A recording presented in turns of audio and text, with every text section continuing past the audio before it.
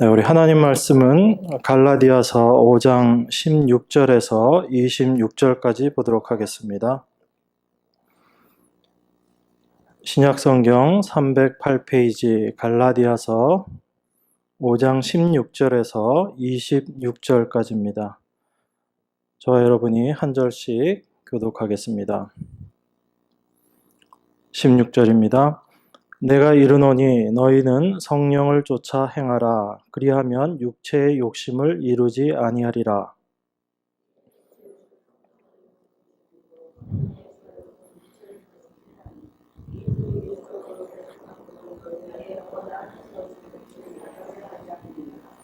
너희가 만일 성령의 인도하시는 바가 되면 율법 아래 있지 아니하리라.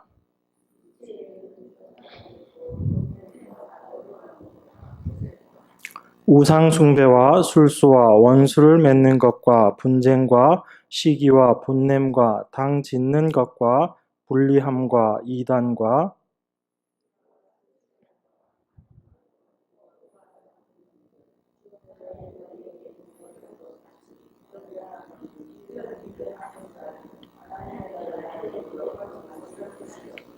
오직 성령의 열매는 사랑과 희락과 화평과 오래 참음과 자비와 양선과 충성과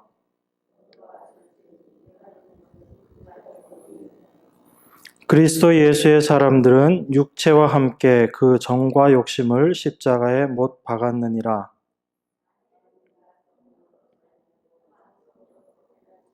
함께 읽겠습니다.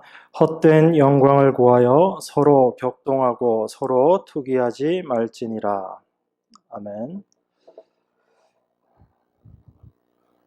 저희가 지난주에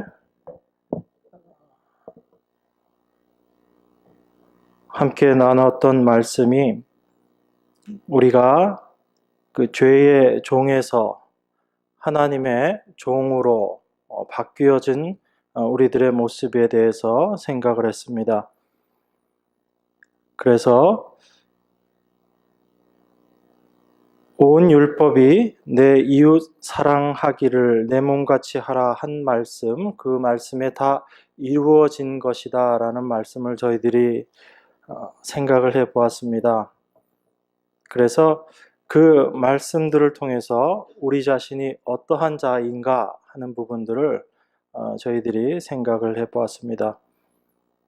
혹시 지난 한 주간 동안에 여러분의 삶 속에서 여러분들이 생각하고 있는 그 이웃들을 향해서 혹시 내가 이 하나님의 말씀대로 내 이웃을 사랑해야지 되겠다, 내 몸처럼 사랑해야지 되겠다라고 생각하시고 또 그 말씀을 실천하시기 위해서 애쓰셨던 분들 혹시 계십니까?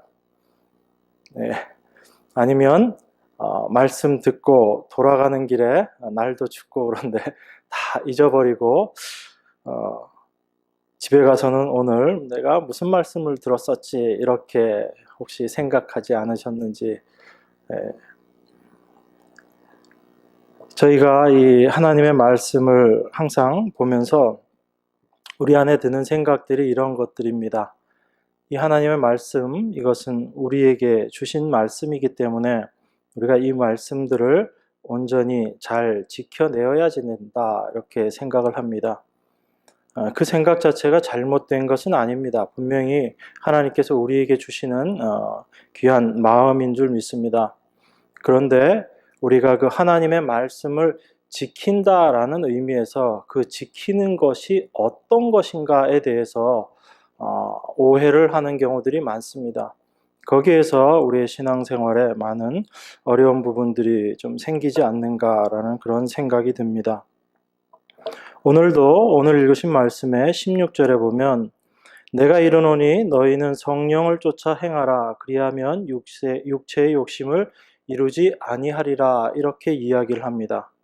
그래서 성령을 쫓아 행하는 것과 육체의 욕심을 이루는 것, 이렇게 이 두 가지 내용을 대비해서 이야기를 하고 있습니다. 그러면서 육체의 소욕과 성령은 서로 거스리고 있기 때문에 이 둘이 서로 대적함으로 서로 상대가 원하는 것을 하지 못하도록 한다라고 그렇게 이야기하고 있습니다. 우리 안에 두 개의 세력이 있다라는 얘기입니다. 그 두 세력이 있어서 이 두 세력이 서로 싸우고, 그래서 그 하나의 세력, 둘 중에 하나의 세력이 상대를 억압하게 되면, 억누르게 되면 하나의 세력이 승리하게 되는 것이다 라고 그렇게 이야기합니다. 그래서 우리의 삶을 통해서 육체의 일이 드러나게 되든지, 안 그러면 성령의 모습, 영의 일이 우리를 통해서 드러나게 된다라고 그렇게 이야기합니다. 이 말씀을 로마서 7장에서는 이렇게 이야기하고 있습니다. 그러므로 내가 한 법을 깨달았나니 곧 선을 행하기 원하는 나에게 악이 함께 있는 것이로다. 내 속 사람으로는 하나님의 법을 즐거워하되 내 지체 속에서 한 다른 법이 내 마음의 법과 싸워 내 지체 속에 있는 죄의 법 아래로 나를 사로잡아 오는 것을 보는도다. 오호라 나는 공고한 사람이로다. 이 사망의 몸에서 누가 나를 건져내랴. 이렇게 이야기하고 있습니다. 그래서 우리 안에 있는 그 두 개의 세력, 그래서 내 마음의 법과 또 죄의 법이라고 로마서에선 이야기를 하고 있습니다. 이 두 개의 법이 서로 싸우고 있다라는 것을 로마서를 통해서 이야기를 하고 있습니다. 그러면 우리가 한번 생각해 봐야 될 것이, 과연 어떻게 행하는 것이 성령을 쫓아 행하는 것인가 라는 것입니다. 성경에선 분명히 너희가 성령을 쫓아 행하라 라고 이야기를 하고 있고, 그리고 육체의 소욕을 쫓아서 행하지 말아라 라고 이야기를 합니다. 우리가 육체의 소욕을 쫓아서 행하는 것, 그러면 금방 이해가 됩니다. 여러분들이 생각하기에도 그래, 육체의 소욕을 쫓아서 행하는 것, 이런 것들이지. 여러분 벌써 머릿속에 아마 여러 가지 생각들이 될 겁니다. 이런 것들이 육체의 소욕을 쫓는 것이야, 이렇게 생각이 될 겁니다. 그런데 성령을 쫓아 행하는 것이라고 여러분들이 한번 생각을 해보시면 과연 어떤 것이 성령을 쫓아 행하는 것인가? 단순하게 이야기하면 우리 안에 성령이 계시기 때문에 그 성령을 쫓아서 행하면 됩니다. 그것이 성령을 쫓아서 행하는 것이다 라고 우리가 이야기할 수 있습니다. 그런데 구체적인 경우에 과연 이것이 올바로 성령을 쫓아 행하는 일의 모습인가 라는 부분에 있어서는 우리가 좀 혼란스러울 수가 있습니다.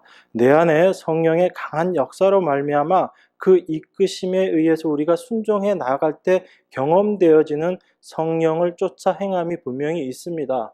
그런데 우리가 일상의 많은 부분들에서, 또 삶의 부분들에서 과연 이것이 성령을 쫓아 행하는 것인가, 아니면 나의 생각, 나의 의지, 나의 계획대로 행하는 것인가 라는 부분들은 좀 혼란이 있을 수가 있습니다. 우리가 일반적으로 이렇게 많이 생각을 합니다. 우리가 거듭나기 전에는 하나님의 말씀을 지킬 능력도 없고, 또 그것을 지킬 생각도 없는 그런 죄악된, 죄인된 존재였습니다. 그런데 우리가 이제 거듭난 사람이 되었기 때문에 우리 안에 거듭난 이성과 거듭난 양심이 우리에게 있기 때문에 이제 우리가 하나님의 말씀을 잘 지키고 순종할 수 있다, 이렇게 우리들이 일반적으로 생각하는 경우들이 많이 있습니다. 그런데 그렇게 우리가 생각하면서도 여전히 우리는 아직 육을 입고 있는 그런 불완전한 존재이기 때문에 내가 열심히 하나님의 말씀을 지키기 위해서 애는 쓰지만 그래도 그것이 부족하고 어려울 때는 성령님께서 나를 도와주실 것이기 때문에 내가 그 일을 이루어 나갈 수 있다라고 일반적으로 생각하게 됩니다. 이렇게 생각하는 것이 아주 잘못되었다라고 제가 말씀드리지는 않겠지만, 사실은 이렇게 생각하는 부분에 있어서 우리가 오해되어져 있는 부분이 있다라는 것입니다. 우리가 분명히 하나님의 말씀으로 말미암아 거듭나서 성령이 우리 안에 계시다라는 것은 우리가 확신합니다. 그리고 그 말씀을 통해서 우리가 알 수 있습니다. 그런데 우리가 그 성령을 쫓아 행한다라고 할 때 그 행하는 주체가 누군가에 대해서 우리가 자주 혼란을 일으킵니다. 우리가 거듭났기 때문에 이제 우리 안에 하나님의 영이 계시기 때문에 우리가 생각과 우리의 의지나 이런 부분들이 우리가 거듭나기 전과는 바뀌어졌고 변화되었기 때문에 우리가 그런 의지와 이성과 그러한 부분들을 통해서 하나님을 올바로 섬길 수 있을 것이다. 성령을 쫓아 행할 수 있을 것이다. 라고 그렇게 생각을 합니다. 그렇게 하면서 내가 그 하나님의 말씀을 이루어 나갈 수 있고 지켜 나갈 수 있고 내가 혹시 실수하거나 잘 못하게 되는 경우에 성령께서 그 일을 도와주심으로 말미암아 내가 생각했던 그 일들을 이루어 나갈 수 있다라고 그렇게 생각합니다. 제가 유대인들이 갖고 있었던 이스라엘 백성들이 갖고 있었던 선민의식에 대해서 잠깐 말씀드리겠습니다. 유대인들은 선민의식을 갖고 있었죠. 그래서 그들은 하나님의 택하신 백성이다라고 생각을 했습니다. 그들은 이렇게 생각했습니다. 세상의 많은 민족들 중에서 특별히 자기들을 하나님께서 택하셨다라고 생각했습니다. 그리고 그들에게만 하나님께서 율법을 주셨어요. 그래서 그 율법을 받은 유대인들이 어떻게 생각을 했냐면 다른 모든 민족들은 하나님이 택하시지 않은 민족들이고 자기들은 특별히 하나님께서 택하신 백성들이기 때문에 하나님이 그들을 택하시고 항상 그들과 함께 계실 것을 하나님께서 약속하셨습니다. 그렇기 때문에 유대인들은 늘 하나님과 함께 한다라는 그런 의식들을 갖고 있었어요. 그래서 하나님께서 그들에게 율법을 주신 이유도 그들이 그 율법을 지킬 수 있는 능력이 있기 때문에 하나님께서 율법을 주셨다라고 생각을 했습니다. 유대인들의 생각이 그들의 선민의식 속에 갖고 있었던 것. 그러면서 그들이 율법을 열심히 지켜나가다가 혹시 잘 못 지키는 부분들이 있으면 어떻게 하냐면 하나님께 그 부분에 대해서 구하고 그러면 하나님께서 힘이 되어 주셔서 그 율법들을 지켜나갈 수 있게 하나님의 말씀을 이루어 나갈 수 있게 도와줄 것이다 라고 유대인들이 생각을 했습니다. 그렇게 생각했던 유대인들이 우리 갈라디아서를 통해서 보고 있는 유대인들의 모습이에요. 제가 처음에 여러분들에게 말씀드렸던 우리가 성령을 쫓아서 행하는 그러한 모습, 우리들 안에서의 생각되어지는 부분들과 유대인들이 갖고 있었던 그러한 선민의식이라는 것이 별반 차이가 없다라는 것을 여러분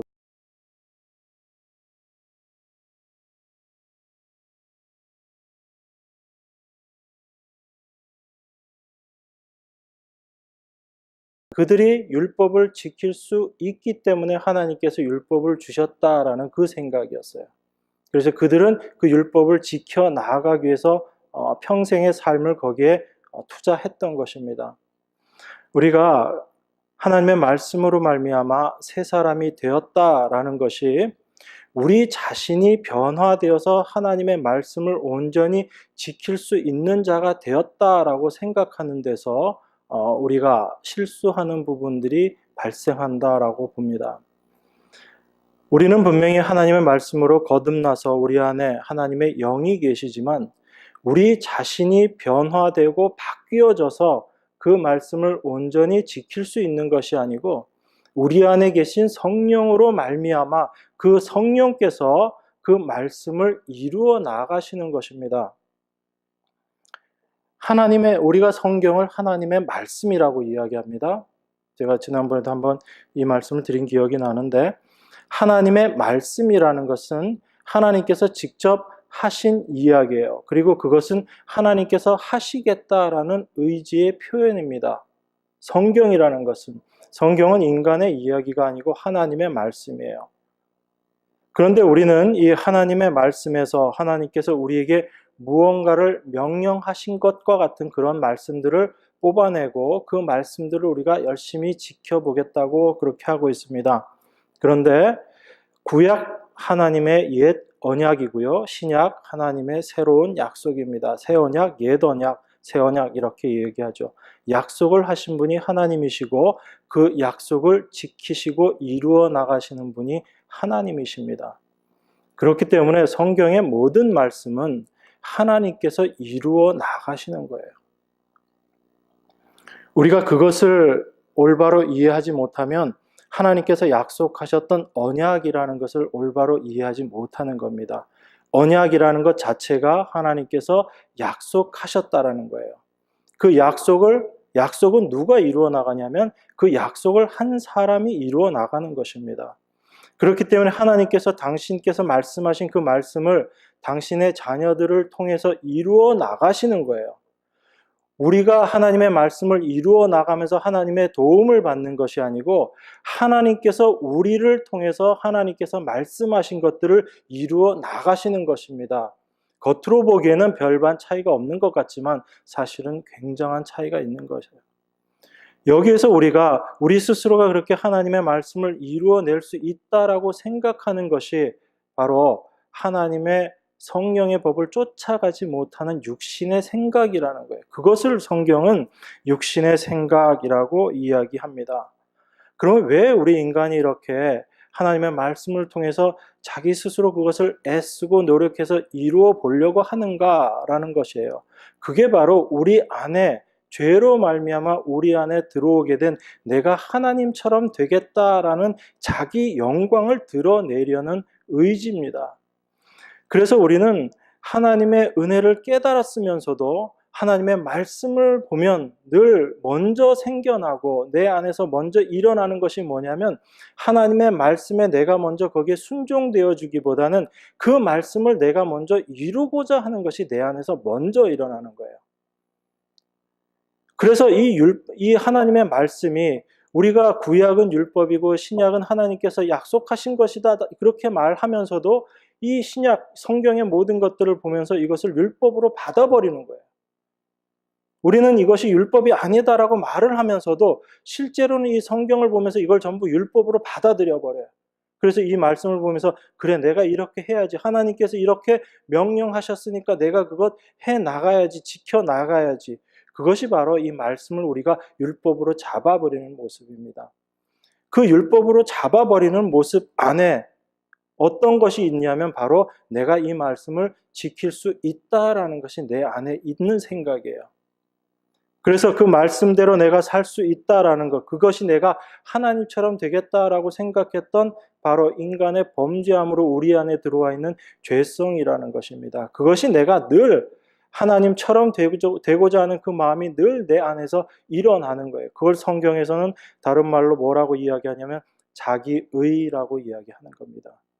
그래서 이 말씀을 통해서 우리 인간은 하나님의 영광, 하나님의 의를 드러내야지 되는데 이 말씀을 통해서 늘 자기 자신의 의를 드러내려고 하는 것이 항상 먼저라는 거예요.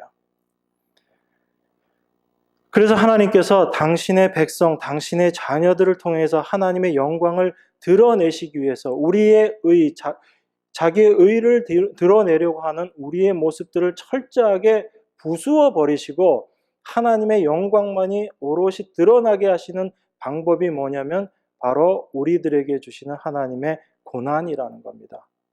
그래서 그 고난이 없으면 우리는 늘 우리 자신의 의를 세우는 모습으로 나아갈 수밖에 없다라는 거예요. 우리 말씀 한 군데 찾아보겠습니다. 고린도후서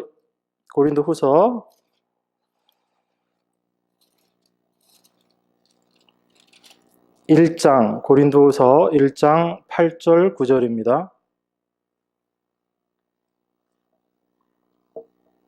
신약성경 286페이지입니다. 고린도후서 1장 8절 9절 함께 읽겠습니다. 형제들아 우리가 아시아에서 당한 환난을 너희가 알지 못하기를 원치 아니하노니 힘에 지나도록 심한 고생을 받아 살 소망까지 끊어지고 우리 마음에 사형 선고를 받은 줄 알았으니 이는 우리로 자기를 의뢰하지 말고 오직 죽은 자를 다시 살리시는 하나님만 의뢰하게 하심이라.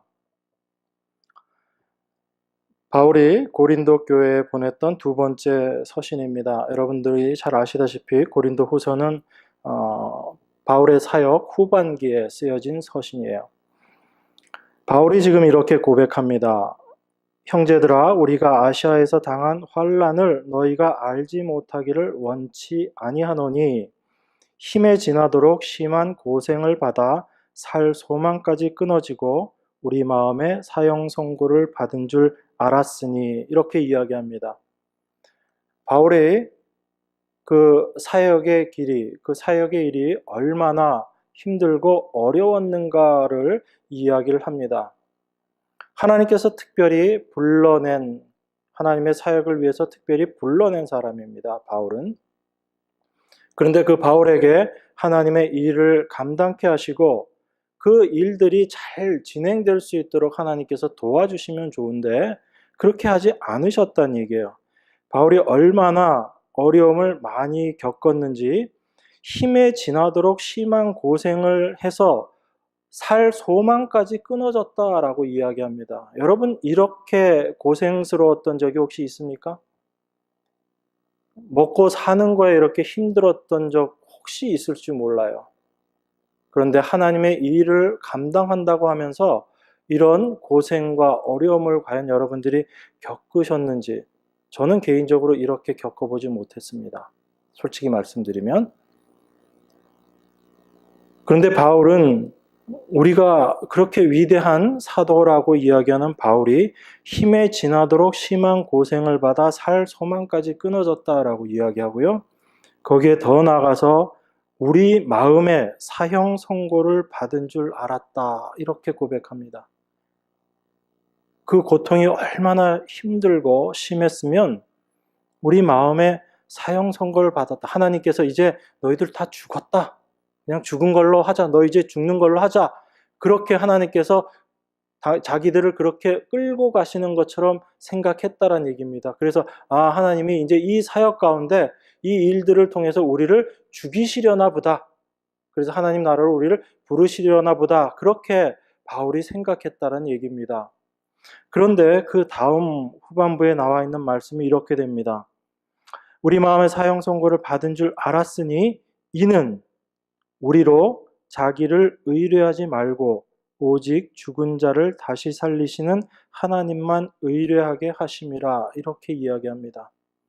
하나님께서 바울에게 정말 힘에 지나도록 심한 고생을 받아서 살 소망까지 끊어지게 할 정도로, 그리고 사형 선고를 받았다라고 느낄 정도의 그런 고난을 주셨는데, 그 고난을 주신 이유가 나와 있는 겁니다. 그 이유가 뭐냐면 바로 자기를 의뢰하지 말고 오직 죽은 자를 다시 살리시는 하나님만 의뢰하게 합니다. 그 바울이 어떤 마음이 계속 있었다라는 얘기예요. 바울이 그 죽을 고생을 하면서 그 사역을 감당해 나가면서도 여전히 바울 안에 어떤 마음이 계속 있었다는 얘기죠? 자기를 의지하는 마음이 있었다라는 얘기예요. 계속 그것이 바울 안에서 치고 올라왔다는 얘기입니다. 하나님께서 그걸 치셨다는 얘기예요. 뭘 통해서? 고난을 통해서. 당신의 택하신 백성인데 그 택하신 그 귀한 일을 감당하는 그 자에게 하나님께서 고난을 계속 주시면서 자기 자신을 의뢰하는 그 모습들을 계속 치시고 뭘 하셨다고요? 하나님만 의지하게 하셨다라는 얘기입니다. 그래서 바울의 고백이 내가 날마다 죽는다라는 고백을 할 수밖에 없었던 거예요. 그냥 그의 삶이 어렵고 힘들어서 내가 날마다 죽는다가 아니고 여전히 내 안에서 살아나오는 것이 있었기 때문에 그것을 하나님께서 날마다 치셨어요. 그런데 날마다 치셨는데도 여전히 내 안에서 뭐가 올라왔다는 얘기죠? 자기가 여전히 올라왔다는 얘기예요. 만약에 한 번 쳐서 그것이 죽어버렸으면 바울이 내가 날마다 죽는다라는 고백을 할 이유가 없죠. 이미 죽은 걸로 끝났을 테니까. 그런데 날마다 죽어도 여전히 내 안에서 생겨나는 나를 의지하는 것, 자기를 의지한다는 게 어떤 의미죠? 그게 바로 자기 의를 드러내려고 하는 마음이에요. 자기를 의지한다는 것 자체가. 그래서 바울이 그 고백을 하는 것입니다. 지금 고린도에 있는 그 성도들에게 그들이 지금 많은 환난과 어려움과 여러 가지 고난들을 겪고 있지만 그들에게 하나님께서 바울의 삶을 통해서 지금 이야기해 주시는 거예요. 내가 이런 고통을 받았었지만 이것이 바로 나를 의지하지 않고 하나님만을 의지하게 하시는 하나님의 특별한 방법이었다라는 것을 바울이 지금 이야기하고 있는 것입니다. 이게 우리 인간들의 모습이라는 거예요. 우리가 하나님의 일을 한다라고 하면서도 여전히 내 안에서는 자기의 의를 세우고자 하는 것들이 끊임없이 올라올 수밖에 없다라는 것이고 그것을 우리에게 깨닫게 하시는 분이 바로 성령이시다라는 것입니다.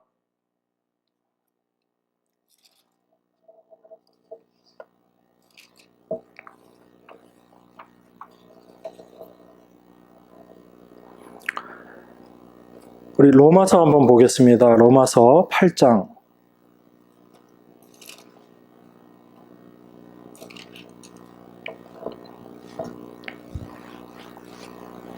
로마서 8장 1절로 14절까지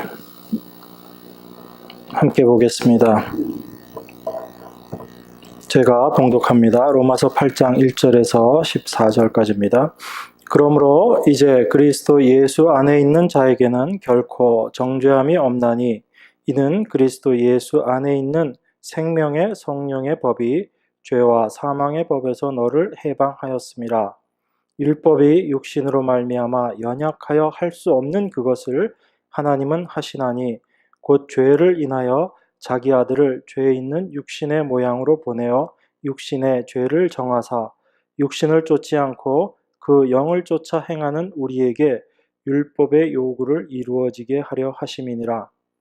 육신을 쫓는 자는 육신의 일을, 영을 쫓는 자는 영의 일을 생각하나니 육신의 생각은 사망이요 영의 생각은 생명과 평안이니라.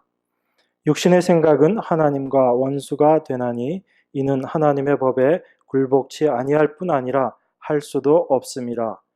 육신에 있는 자들은 하나님을 기쁘시게 할 수 없느니라. 만일 너희 속에 하나님의 영이 거하시면 너희가 육신에 있지 아니하고 영에 있나니 누구든지 그리스도의 영이 없으면 그리스도의 사람이 아니라. 또 그리스도께서 너희 안에 계시면 몸은 죄로 인하여 죽은 것이나 영은 의를 인하여 산 것이니라. 예수를 죽은 자 가운데서 살리신 이의 영이 너희 안에 거하시면 그리스도 예수를 죽은 자 가운데서 살리신 이가 너희 안에 거하시는 그의 영으로 말미암아 너희 죽을 몸도 살리시리라. 그러므로 형제들아 우리가 빚진 자로 돼 육신에게 져서 육신대로 살 것이 아니니라. 너희가 육신대로 살면 반드시 죽을 것이로되 영으로서 몸의 행실을 죽이면 살리니 무릇 하나님의 영으로 인도함을 받는 그들은 곧 하나님의 아들이라. 저희들이 잘 알고 있는 말씀입니다.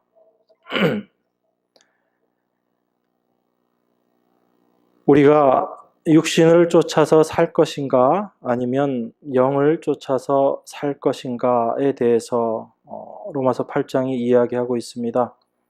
그 7장 단계에서 로마서 7장에서 우리 안에 역사하는 그 두 개의 법에 대해서 이야기를 하고 여전히 우리 안에 생겨나는 그런 죄의 법, 우리 육신은 그 죄의 법을 섬기고 있지만 예수 그리스도로 말미암아 우리가 이제 찬송한다라고 이야기를 합니다. 여전히 나의 모습은 죄인의 모습으로 드러나지만 예수 그리스도께서 이루어 놓으신 그 놀라우신 구속의 은혜로 말미암아 이제 우리 믿는 자들에겐 결코 정죄함이 없다라고 바울은 고백하고 있습니다. 그래서 그리스도 예수 안에 있는 생명의 성령의 법이 죄와 사망의 법, 우리를 끊임없이 죽이는 그 죄와 사망의 법에서 우리를 해방하였다라고 이야기합니다. 이것이 그리스도인에게 있는 가장 큰 자유의 모습입니다. 그래서 율법은 절대로 할 수 없었던 그것을 하나님께서 하신다라고 하셨다라고 이야기합니다. 그 일을 예수 그리스도께서 이 땅에 오셔서 온전히 이루심을 가지고 이야기를 하고 있습니다. 그리고 이제는 그 예수 그리스도의 행하심으로 말미암아 우리가 육신을 쫓지 않고 그 영을 쫓아서 율법의 요구를 온전히 이룰 수 있게 되었다라고 그렇게 이야기하고 있습니다. 그리고 5절에 이렇게 이야기합니다. 육신을 쫓는 자는 육신의 일을, 영을 쫓는 자는 영의 일을 생각하나니, 이렇게 이야기를 해요. 여러분, 제가 한번 물어보겠습니다. 여러분, 어떤 게 육신의 생각이고 어떤 것이 영의 생각입니까? 여러분들이 생각하기에 어떤 것이 육신의 생각이고 어떤 것이 영의 생각이죠? 그저께가 설날이었죠. 설날이 되면 또 많이 어려운 사람들에 대한 이야기들도 나옵니다. 혹시 여러분 가정 주변에 아시는 분 중에 소녀 가장이 혹시 있는 집이 있을지 모르겠습니다. 여러분 주변에 혹시 그런 사람이 있다고 한번 가정을 해보겠습니다. 그런 가정을 여러분들이 알고 있어요. 그래서 설날이 됐습니다. 설날이 되어서 여러분 마음속에 이런 생각이 들었어요. 그 옆집 아이들 소년 가장인데 아이들만 있는 집인데 그래도 명절이 됐으니까 내가 그 아이들한테 뭐라도 맛있는 음식이라도 좀 해서 갖다 줘야지, 이렇게 우리가 생각할 수 있습니다. 또 한편으로는 내가 꼭 챙겨줘야지 될 필요가 있는가? 그 아이도 비록 아이들끼리만 있지만 그래도 멀리 친척들도 있고 그러니까 명절 때는 그래도 친척들이 도와주겠지. 안 그러면 국가기관 같은 데서 그 아이들 소녀 가장이라는 거 알고 있으니까 도와주겠지, 이렇게 생각을 하고 도와주려는 마음, 내가 도와주려는 마음을 접어버렸습니다. 근데 여러분들은 어떻게 생각하시죠? 내가 그 옆집 아이들에게 음식을 갖다 줘야지, 이렇게 생각되는 것은 영의 생각이고, 그런 생각 드는데 그래도 누가 도와주겠지 하면서 그 생각 잊어버리는 것, 그냥 놔둬야지, 그렇게 생각하는 것 육의 생각이고, 혹시 이렇게 생각하고 계시나요? 제가 이렇게 물어보니까 대답을 하기가 참 힘들죠. 도와주려는 게 그럼 나쁜 거냐? 나쁜 거 아니지 않느냐? 이렇게 생각할 수 있습니다. 그럼 도와주려고 하는 게 영의 생각이고 돕지 말아야지 라고 생각하는 게 육의 생각이다. 혹시 여러분들이 이렇게 영의 생각과 육의 생각을 이런 개념으로 혹시 갖고 계시지 않는가라는 걸 제가 물어보는 거예요. 성경은 그걸 가지고 영의 생각, 육의 생각이라고 이야기하지 않습니다. 그건 우리 인간의 어떤 도덕적인 관념에서 이것은 좋은 생각, 이것은 옳지 않은 생각, 그런 정도의 차이지 그것이 영이고 육이다라는 것을 이야기하는 것은 아닙니다. 오히려 영의 생각이라는 것은 그 아이를 돕기 위해서, 그 아이들에게 뭔가를 주기 위해서 음식을 갖고 그 집에 갔는데 애들만 있는 집이에요. 애들만 있는 집인데 음식을 갖다 주러 갔는데 그 집에 보니까 이렇게 반짝반짝 빛나는 구슬이 이렇게 굴러다녀, 하나가. 뭔지는 모르겠는데. 그게 뭐지? 그리고 애들한테 음식을 주고 그 구슬 하나를 집어와서 이렇게 보니까 누구한테 물어봤더니 그게 뭐였을 것 같아요? 네, 그게 다이아였어요, 다이아. 그랬을 때 그걸 그 아이들에게 당연히 그걸 돌려줘야 되죠, 그죠? 근데 그 아이들이 그게 다이아인지도 모르고 자기네 집에 다이아가 그게 있다라고 생각도 모르고 지내는 아이들이에요, 아이들은. 그러니까 내 안에서 무슨 생각이 들어요? 이거 그냥 내가 가지고 그래서 돈으로 바꿔서 혹시 저 아이들이 좀 힘들어질 때마다 쌀이라도 가끔 갖다 주면서 그렇게 하면 훨씬 좋지 않을까라는 그런 생각이 조금이라도 들까요, 안 들까요? 전혀 안 든다는 그런 표정들이신데, 그런 유혹을 받는 자기 자신의 모습을 보면서 야, 이게 내 모습이구나라는 것을 발견하게 되는 것, 그것을 영의 일, 영의 생각이라고 성경이 이야기하는 겁니다. 성경은요, 철저하게 처음부터 끝까지 똑같은 부분으로 이야기를 하고 있어요. 어디에 가서는 이렇게 이야기하고 저기 가서는 이렇게 이야기하지 않습니다. 육과 영을 계속 그렇게 이야기를 합니다.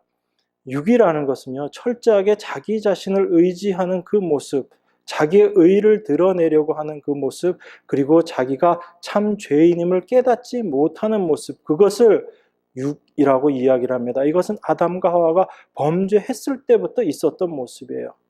그런데 영이라는 것은 뭐냐면 그렇게 내 안에 감추어져서 내가 깨닫지 못하고 알지 못했던 나의 죄된 모습을 드러나게 하는 것, 그것이 바로 영이라는 거예요. 그렇기 때문에 이 사람이 처음에 그 옆집 아이를 도와줘야지 되겠다라고 생각하고 있었던 그 마음은 참 기특하고 갸륵하고 좋은 생각입니다. 그런데 그 도와주면서 이 사람은 혹시 이렇게 생각했을지 몰라요. 그래도 내가 다른 사람들 아무도 안 도와주는데 나는 이 아이들 도와주는 그런 괜찮은 사람이지라고 그 사람이 자기 스스로 그렇게 생각했다면 그게 바로 육의 생각이다라는 거예요. 그런데 그 반짝이는 돌 하나를 통해서 자기 자신의 존재가 어떠한 자인지를 깨닫게 되면 성경은 그것을 영이라고 이야기를 하는 겁니다. 여러분, 성경에서 특별히 어떤 환자를 우리가 죄인의 모습으로 많이 비유를 합니다. 성경에서 제일 대표적으로 이야기하고 있는 죄인의 대표 선수, 어떤 병 가지고 있는 사람이죠? 문둥병, 그죠? 문둥병 가지고 있는 사람을 성경에서 죄인의 대표적인 모습으로 이야기를 합니다. 문둥병의 특징이 뭐예요? 고통을 모르는 겁니다. 통증을 모르는 거예요. 육신적으로 아무리 손가락이 떨어져 나가고 피가 줄줄, 고름이 줄줄 흘러도 그 육신의 고통을 느끼지를 못하는 게 문둥병입니다. 영적으로 이야기하면요, 내가 정말 죄인이라는 것을 깨닫지 못하는 것, 그 영적 문둥병, 그걸 성경에서는 가장 나쁜 죄인이라고 이야기를 합니다. 그래서 문둥병자를 치유하는 레위기에 그 내용들이 나오죠. 문둥병자가 제사장에 오면 어느 정도 그 하얀 반점이 퍼졌는지를 확인을 합니다. 그래서 아직 좀 덜 퍼졌어요. 그러면 어떻게 이야기하죠? 부정하다라고 이야기합니다. 다시 돌아가라고 좀 있다가 다시 오라고 이야기합니다. 그렇게 해서 다시 왔을 때 온몸에 그 색점이 하얗게 완전히 문둥병이 덮여버리면 그때 제사장이 뭐라고 이야기하죠? 이제 정하다라고 이야기를 하는 겁니다. 그게 우리들의 모습인 거예요. 철저하게 죄인으로 드러나게 될 때 그 모습 속에서 이제 우리를 깨끗게 하시는, 우리를 정하게 하시는 그 하나님의 은혜를 우리가 알게 되는 것이거든요. 그래서 자기가 정말 죄인인 것을 알지 못하는 자들이 바로 영적 문둥병에 걸려 있는 자들입니다. 그런데 그러한 자들이 그 문둥병이 낫게 되면 제일 먼저 몸이 무엇을 느끼게 될까요? 내가 문둥병에 있다가 문둥병에서 나았어요. 그럼 내 몸이 무엇부터 느끼게 될까요? 예전에 이렇게 손가락이 뚝뚝 잘라져 나가고 고름이 흐르고 막 그렇게 해도 아픈 줄 몰랐는데 문둥병이 낫고 나면 뭘 제일 먼저 느끼겠어요? 아픔을 느끼게 되잖아요. 예전엔 이게 하나도 안 아팠었는데 예전엔 내 손가락이 떨어져 나가고 그렇게 고름이 줄줄 흘러도 나는 이거 아픈 거라고 생각도 못하고 아프지도 않았는데 문둥병이 낫고 나니까 어떻게 돼요? 그게 아파지는 거예요. 예전엔 내가 죄라고 생각지도 않았던 것들이 이제 죄로서 드러나게 되는 것입니다. 우리가 하나님의 은혜를 받고 우리가 거듭나고 구원받았다라는 얘기는 뭐예요? 우리가 그 문둥병자에서 그 문둥병이 나음을 입었다라는 이야기 아닙니까? 그러면 그 나음을 입은 우리 안에 계속적으로 깨달아지는 건 뭐가 깨달아지겠어요? 예전엔 내가 죄인이라고 생각하지도 못했던 그런 구석구석에 있는 것들까지 다 드러나게 되는 거예요. 그래서 내가 정말 하나님 앞에 죄인이구나라는 것을 고백하게 되는 것입니다. 내가 예전에는 그래도 뭔가 좀 잘난 게 있어서 하나님 앞에 나중에 이거라도 갖고 나가서, 이거는 내가 그래도 하나님 앞에 갖고 나가서 이거 제가 이 정도는 하지 않았습니까? 라는 그런 마음이 있었는데, 그것조차도 이제 다 내려놓게 만드는, 내 자신을 의지하는 것들 완전히 다 내려놓게 만들고 하나님만 의지하는 모습으로 만들어 가시는 거예요. 그래서 사도 바울이 고백했지 않습니까? 내가 예전에 그렇게 자기가 귀하고 좋다라고 생각했던 그 모든 것들을 이제 내가 무엇으로 본다고요? 배설물로 본다고요. 예전엔 그게 내가 나름 자랑할 만한 것들이었는데, 지금도 여전히 세상적으로는 그것이 참 자랑할 만한 것인데, 내가 하나님 앞에서 그것을 보니까 그게 오히려 내 의를 세우는 것이었다라는 고백입니다. 그래서 그 모든 것들을 내가 이제 배설물로 여긴다라고 바울이 고백하는 거예요. 그것이 하나님께서 우리 안에서 성령으로 말미암아 역사하시는 모습입니다. 그 성령의 역사하심을 통해서 우리 안에 되어지는 일, 그것이 영의 일이에요. 성령의 일입니다. 영의 생각이고요. 그런데 그 성령의 인도하심을 받지 못하고 그 조명하심 없이 여전히 나의 생각, 나의 뜻, 나의 의를 가지고 나가는 것, 그것을 육신의 생각, 육신의 일이라고 이야기를 하는 겁니다. 우리가 오늘 읽은 그 갈라디아서 5장에 보면요, 이렇게 이야기를 합니다. 5장 25절, 26절입니다. 만일 우리가 성령으로 살면 또한 성령으로 행할지니 헛된 영광을 구하여 서로 격동하고 서로 투기하지 말지니라. 이렇게 이야기합니다. 참 하나님의 인도하심을 받고 성령을 쫓아서 행한다면 이러한 모습들이 나올 수 없다라는 거예요. 우리 안에 여전히 나의 영광을 구하고 내 안에 이런 격한 마음들, 끌어오르는 그런 분노, 그런 것들이 여전히 내 안에서 생겨나고, 그리고 투기하는 마음들이, 시기하는 마음들이 내 안에 있다면 이것은 내가 성령을 쫓아 행하지 않는 모습이다라는 것을 이야기하고 있는 겁니다. 그것을 오늘 발견해야지 된다라고 이야기합니다. 그래서 그리스도 예수의 사람들은 육체와 함께 그 정과 욕심을 십자가에 못 박았다라고 이야기하는 거예요. 이건 그냥 이론이 아닙니다. 내가 어떠한 존재인지를 분명하게 알게 되면 내가 나를 의지하지 않게 됩니다. 그것이 성경에서 이야기하는 바로 십자가에 못 박는 모습이에요. 그래서 내가 날마다 죽는 그 죽음을 통해서 하나님의 그 인도하심을 우리가 깨닫게 되고 그 성령을 쫓아 나가는 삶을 살 수 있는 것입니다.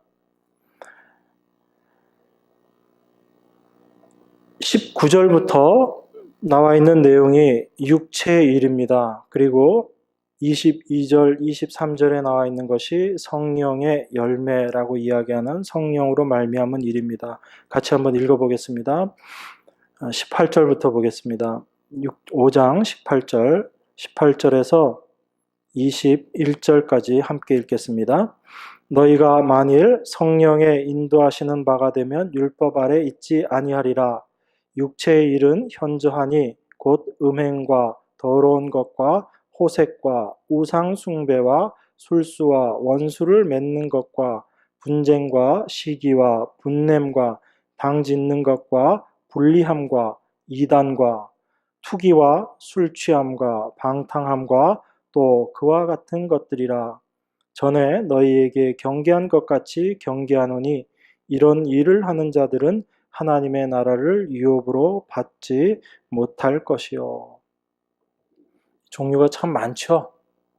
여기뿐만 아닙니다. 성경에 여러 군데에서 로마서에서도 나와 있고요. 고린도서에서도 나와 있고요. 이 육체의 모습들을 계속해서 우리에게 고발하고 있습니다. 우리 22절, 23절 한번 읽어볼까요? 오직 성령의 열매는 사랑과 희락과 화평과 오래 참음과 자비와 양선과 충성과 온유와 절제니 이 같은 것을 금지할 법이 없느니라.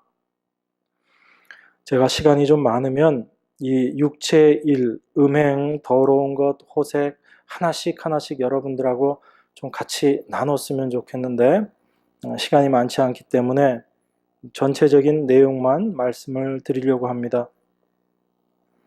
여러분, 이 육체의 일이라고 나와 있는 이것과 좀 전에 읽으신 성령의 열매라고 이야기되어서 나와 있는 요 차이점들이 혹시 느껴지시나요?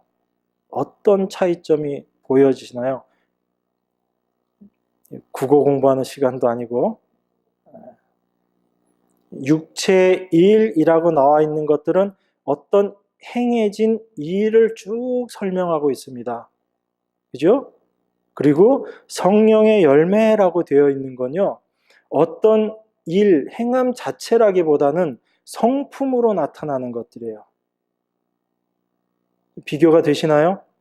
육체의 일은요, 음행이고 더러운 것, 호색, 우상숭배, 원수 맺는 것, 분쟁, 시기, 당짓는 것, 어떤 일들입니다.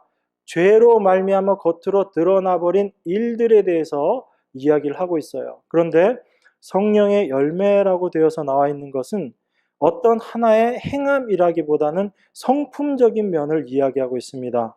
사랑, 희락, 화평, 오래 참음, 자비, 양선, 충성, 온유, 절제라고 해서 어떤 성품적인 부분들을 이야기를 하고 있어요. 그리고 성령의 열매는 이라고 해서 여러 가지 내용들이 나와 있는데요. 이 성령의 열매라고 되어 있는 이게 원어에 보면 이게 복수가 아니고 단수로 되어 있습니다. 주어가 단수예요. 그러니까 성령의 열매라는 어떤 하나의 주어가 있고 그 주어를 통해서 이러한 일들이 쭉 열매로서 나타날 것이다 라고 그렇게 이야기하고 있어요. 그러니까 이 앞에 있는 육체의 일과 성령의 열매를 이렇게 비교를 해보면 어떤 차이점들이 늘어나냐면 육체의 일이라는 것은 우리가 행했던 어떤 그런 일들이지만 성령의 열매라는 것은 어떤 하나의 인격을 이야기하고 있다라는 것을 우리가 생각해 볼 수 있습니다. 그렇기 때문에 우리가 하나님의 자녀가 되었다라는 얘기는 우리 안에서 성령께서 이 일들을 해 나가신다라는 이야기예요. 그런데 이 부분을 우리가 사랑의 사람이 되어야지, 희락의 사람이 되어야지, 화평의 사람, 오래 참음의 사람이 되어야지라고 생각을 하면 제가 아까 이건 성품이라고 말씀드렸죠. 성품이 나에게 있다면 그 성품은 늘 어떠한 상황 속에서도 그 성품이 드러나야지 그것을 성품이라고 이야기를 합니다. 그죠? 저 사람은 이러한 성품이야 라고 이야기하면 그 사람은 어떤 모습에서도 그것이 드러나야지 그 사람의 성품이에요. 여러분들이 어떨 때는 오래 참습니다. 어떨 때는 누군가를 사랑하는 것처럼 드러나고요. 어떨 때는 여러분들이 화평의 모습으로, 온유의 모습으로 나타납니다. 그런데 늘 그런가요? 아니면 어쩌다가 그런가요? 그죠? 그러면 그게 여러분의 성품이에요? 성품이 아니에요? 성품이 아니다라는 얘기입니다. 그러니까 내가 오래 참는 거는요, 오래 참아야지 하고 꾹 참아보는 거예요. 꾹 참다가 나중에 어떻게 돼요? 터져 나오잖아요. 그럼 그 오래 참음이 여러분 거 아니었다라는 얘기죠. 지금까지 참아봤는데 그 여러분들이 한번 참아보려고 버틴 거죠. 그런데 여기 뭐라고 얘기하냐면 이와 같은 것을 금지할 법이 없다라고 이야기해요. 그러면 늘 그런 성품들이 흘러나오는 인격이 있다라는 얘기 아니에요. 그죠? 이게 지금까지 우리가 쭉 읽었던 그 내용과 같이 연결돼서 나오는 얘기예요.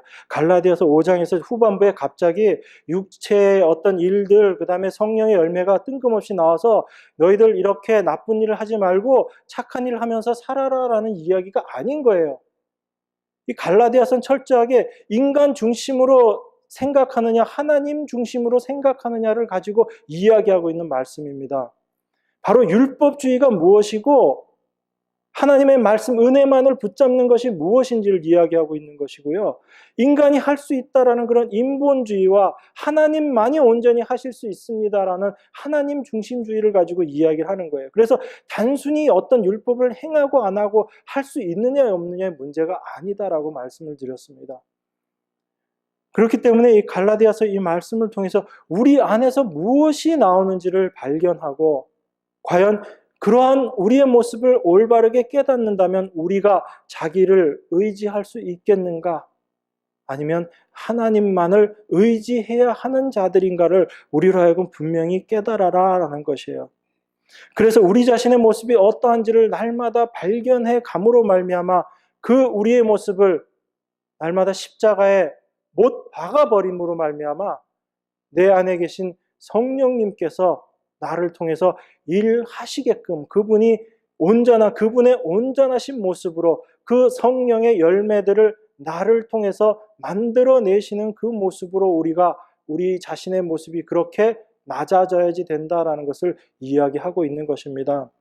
그래서 성경의 여러 군데에서 성령의 열매는 이라고 표현되어 있지만 본래적인 뜻은 성령이 주인이 되어서 맺는 열매라는 것이에요. 성령의 열매가 사랑과 온유와 화평과 이런 것들이 있는데 그러한 열매들이 좋은 거니까 우리가 만들어낼 수 있는 것이라는 의미의 성령의 열매가 아니에요. 성경에서 이야기하는 성령의 열매는 성령이 맺으시는 열매라는 거예요. 성령이 주인이 되어서 그분이 주체적으로 맺어내시는 것, 그것을 성령의 열매라고 성경에 이야기하고 있는 겁니다. 우리가 주인 되어서는 절대로 만들어낼 수 없는 것이다라는 걸 이야기하는 거예요. 그 성령께서 내 안에서 내 자신이 어떠한 자인지 철저히 드러나게 하시고 하나님만 의지하게 될 때 하나님의 영광이 온전하게 드러난 겁니다. 나의 영광은 없어지는 것이고 이 모습으로 성령께서 일해 나가시면서 당신의 성품, 하나님의 성품, 그리스도의 성품이 우리들을 통해서 드러나게 될 때 그것이 사랑의 모습으로, 온유의 모습으로, 화평의 모습으로, 그런 절제의 모습으로 하나님께서 그 인간의 어떤 법으로도 금할 수 없는 하나님께서 행하시는 모습으로 드러나게 된다는 것입니다. 이것이 우리 모두의 삶의 하나의 바람이 되어야지 될 줄 믿습니다. 여전히 나를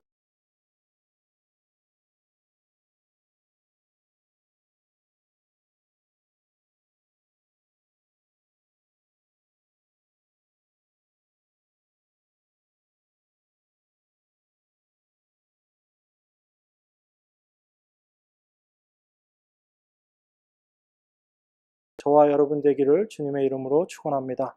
우리 기도하겠습니다. 하나님 아버지 감사합니다. 우리는 늘 우리 육신의 모습을 드러내기를 원하고 그 하나님 앞에서조차도 우리의 잘난 것을 자랑하려고 하는 그러한 우리들의 모습임을 고백합니다. 그 성령의 비추심이 없으면 하나님께서 우리를 깨닫게 해주심이 없으면 절대로 알 수 없는 육신의 생각인 줄 믿습니다. 그러한 우리의 모습을 성령께서 비춰주시고 성령께서 우리 안에 역사하심으로 말미암아 그 성령의 온전한 열매들이 저희들의 삶을 통해서 드러나기를 원합니다. 그래서 나는 날마다 죽지만 나의 그 죽음을 통해서 예수 그리스도의 온전하심, 하나님의 영광만이 드러나는 귀한 은혜의 일들이 우리들 각자의 삶을 통해서 드러나기를 원합니다. 그래서 그 하나님만 바라보며 그 하나님만 의지하며 살아가는 저희들 다 될 수 있도록 축복하여 주시옵소서.